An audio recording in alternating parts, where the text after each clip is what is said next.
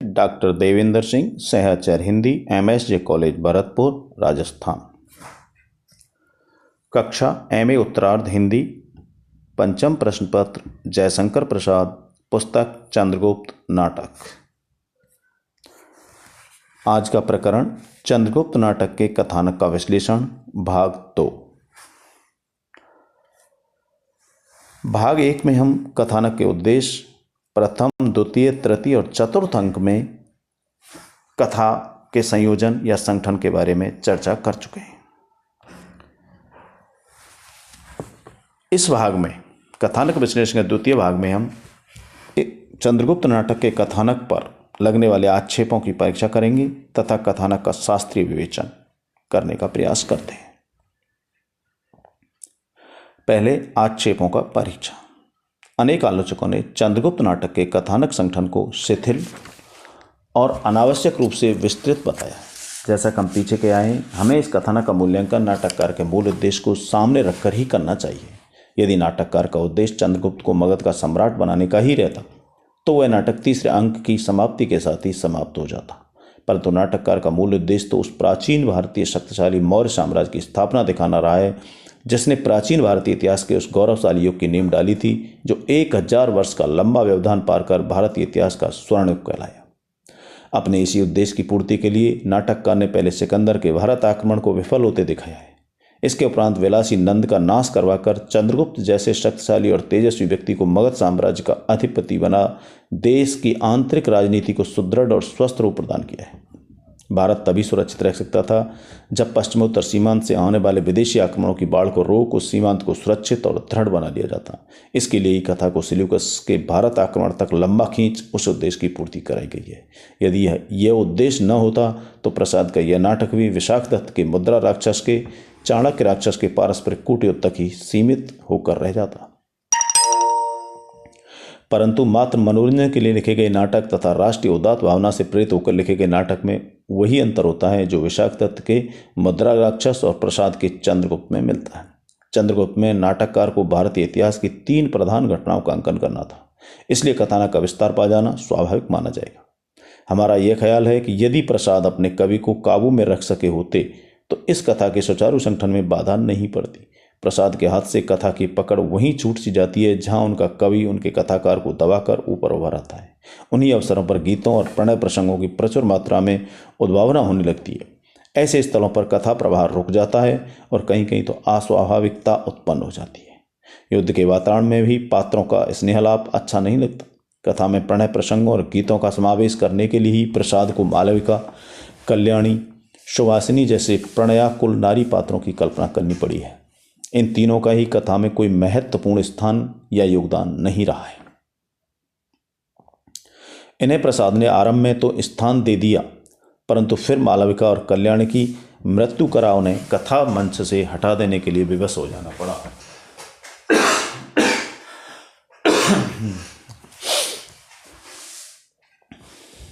सुवासिनी, राक्षस, चाणक्य का प्रेम त्रिकोण भी कथा के मूल लक्ष्य के साथ अपनी संगति नहीं बैठा पाता।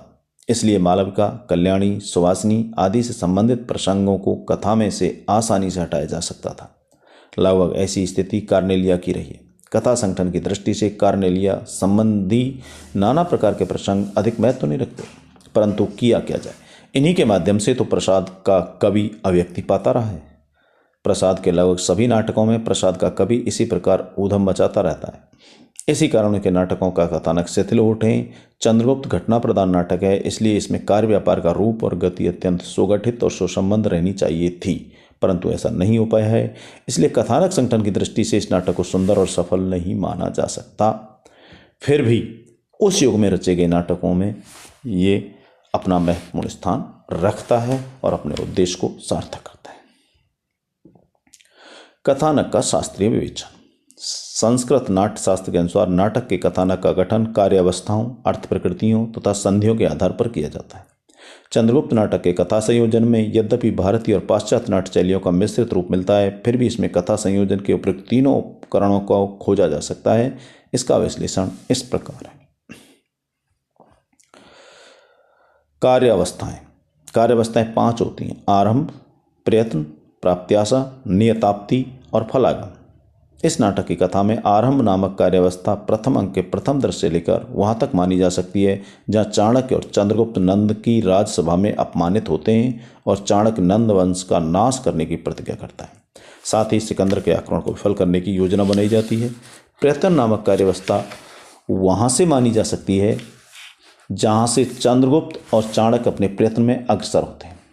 वन में चलते चलते चंद्रगुप्त थककर मूर्छित हो जाता है। फिर सेल्यूकस और कार्नेलिया से परिचय प्राप्त कर यवन रणनीति का ज्ञान प्राप्त करता तथा सिकंदर को अपनी वीरता से चकित बना। पर्वतेश्वर सिकंदर युद्ध से पूर्व पर्वतेश्वर के 5 उसे सिकंदर के विरुद्ध युद्ध करने के लिए प्रेरित करता है।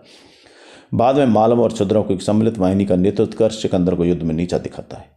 प्राप्त्याशा नामक कार्यवस्था वहां से आरंभ होती है जहां चाणक्य राक्षस से उसकी राजमुद्रा ले लेता है, पर्वतेश्वर को अपने अनुकूल बनाता है। सक्टार सेनापति मौर्य आदि की सहायता से मगध की प्रजा को नंद के विरुद्ध भड़का, नंद का वध करवा चंद्रगुप्त को मगध का शासक बना देता है।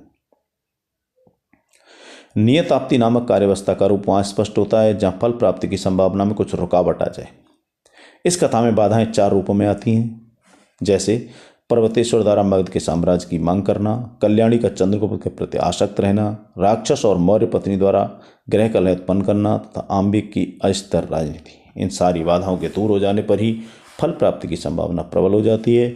अंतिम फलागम नामक कार्यवस्था अंत में चंद्रगुप्त कार्नेलिया के पारस्परिक विवाह और उसके उपरांत चाणक्य द्वारा संन्यास ग्रहण करने की घोषणा के साथ पूर्ण हो जाती है। अर्थ प्रकृतियां। अर्थ प्रकृतियां की संख्या भी 5 होती है: बीज, बिंदु, पताका, प्रकरी और कार्य। बीज का उदय प्रथम अंक के प्रथम दृश्य में सिंगरण और चाणक्य के वार्तालाप में होता है। सिंगरण द्वारा भारत की विषम राजनीतिक स्थिति का किया जाने वाला वर्णन तथा उसके उत्तर में की जाने वाली चंद्रगुप्त की प्रतिज्ञा में बीज नामक अर्थ प्रकृति मिलती है। यह बीज बिंदु के रूप में वहां अंकुरित हो विस्तार पाने लगता है जहां चाणक्य नंदवश का उन्मूलन करने की प्रतिज्ञा करता है। पताका नामक अर्थ प्रकृति में इस कथा में 2 रूप मिलते हैं। इसमें 2 प्रधान प्रासंगिक कथाएं सिंगरण की तथा पर्वतेश्वर की। सिंगरण की कथा अलका की कथा के साथ मिलकर चंद्रगुप्त की कथा से मिल जाती है। पर्वतेश्वर की कथा भी मूल कथा के साथ चलती तो है परंतु बीच में ही समाप्त हो जाती है, जबकि सिंगरण अलका की कथा अंत तक साथ बनी रहती है। प्रकरी नामक अर्थ प्रकृतियों के दर्शन निम्नलिखित प्रसंगों में होते हैं: फिलिप्स कार्नेलिया प्रेम प्रसंग, पर्वतेश्वर कल्याणी प्रेम प्रसंग, चंद्रगुप्त मालविका और चंद्रगुप्त कल्याणी प्रेम प्रसंग, सिकंदर और उसका युद्ध। अंत में विरोधों के रहते हुए भी कार्य नामक अर्थ प्रकृति सिद्ध होती है, दिखाई पड़ती है और इसके दर्शन होते हैं सेल्यूकस की पराजय, संधि और भारतीय अखंड साम्राज्य की स्थापना के साथ। संधियां।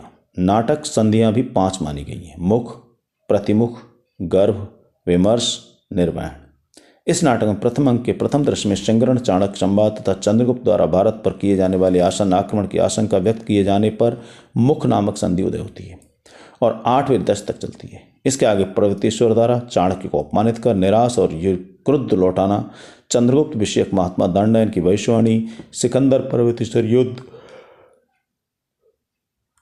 उसमें पर्वतेश्वर की पराजय, सिकंदर का भारत के प्रत्यावर्तन आदि को प्रतिमुख संधि के अंतर्गत माना जा सकता है। इसके उपरांत नंद का वध, चंद्रगुप्त का मगध सम्राट बन जाने तक की घटनाएं गर्भ संधि के अंतर्गत आती हैं।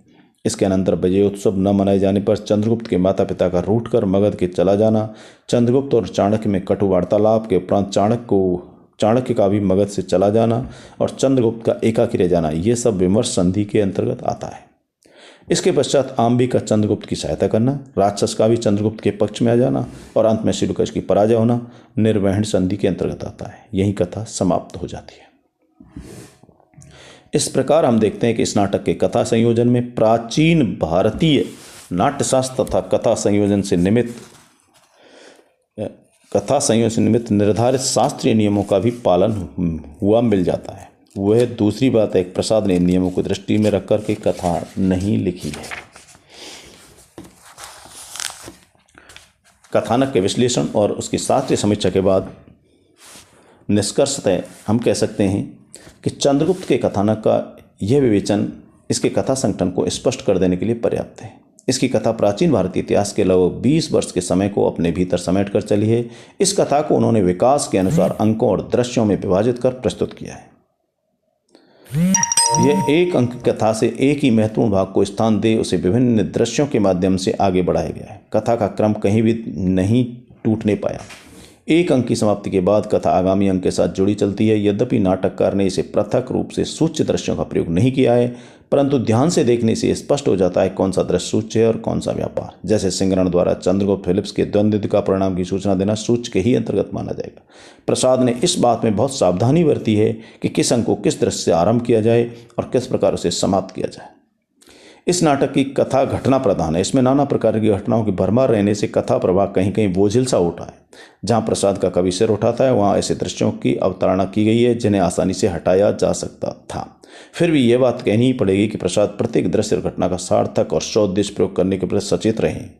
प्रेम प्रसंगों का समावेश उन्होंने संबंधित पात्रों के चरित्र को निखारने के लिए किया है। इस बात को हमें नहीं भूलना चाहिए। इसका एक उदाहरण द्रष्टव्य आराम मालविका का हमें यही उपयोग दिखाई देता है कि वह सिंधु नद पर यवनों द्वारा बनाए जाने वाले सेतु का मानचित्र बना अलका और सिंगरण की सहायता करती है।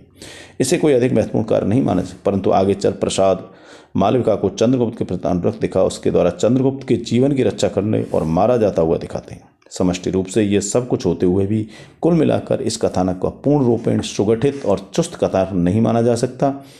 इसी कारण प्रसाद के चंद्रगुप्त के द्वितीय संस्करण में इसका कथा को संक्षिप्त करने का प्रयत्न किया था।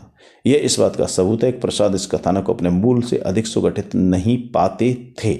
लेकिन हमारा निष्कर्ष अंततः यह भी होगा कि उस वक्त जिस तरह से हिंदी में नाटकों की योजना चल रही थी, नाटक चंद्रगुप्त का यह प्रयास अत्यंत सराहनीय कहा जाएगा। धन्यवाद। समाप्त।